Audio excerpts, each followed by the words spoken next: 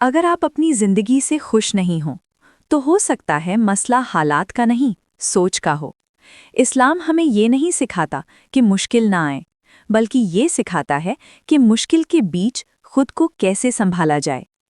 آج کی بات صرف سننے کے لیے نہیں، سمجھنے اور عمل کرنے کے لیے ہے۔ ہم اکثر یہ ایکسپیکٹ کرتے ہیں کہ ایمان سٹرونگ ہوگا تو زندگی ایزی ہو جائے گی، لیکن قرآن اور سننا ہمیں یہ سکھاتے ہیں کہ ایمان کا مطلب ٹیسٹ فری لائف نہیں ہوتا، بلکہ ایمان کا مطلب ہوتا ہے ہر حال میں اللہ پر بھروسہ۔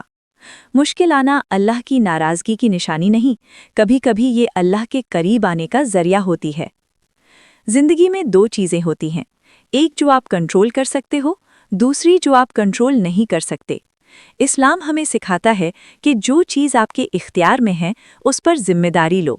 آپ اپنی نیت کنٹرول کر سکتے ہو، آپ اپنا ری ایکشن کنٹرول کر سکتے ہو، آپ اپنا ایفرٹ کنٹرول کر سکتے ہو، لیکن رزلٹ وہ اللہ کے ہاتھ میں ہے، اور جب ہم رزلٹ اللہ پر چھوڑ دیتے ہیں تو دل ہلکا ہو جاتا ہے۔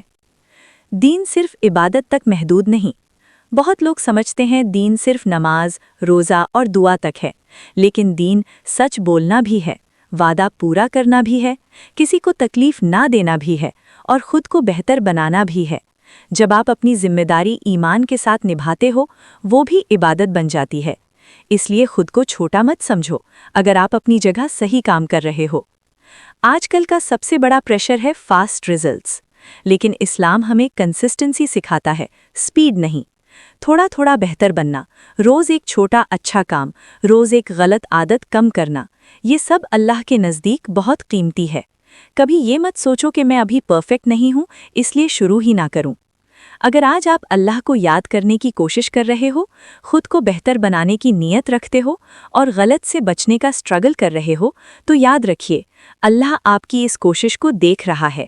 اسلام پرفیکشن نہیں، ڈائریکشن مانگتا ہے۔ اگر یہ بات آپ کے لیے بینیفیشل تھی تو لائک، شیئر اور سبسکرائب کریں۔ دینی گرل۔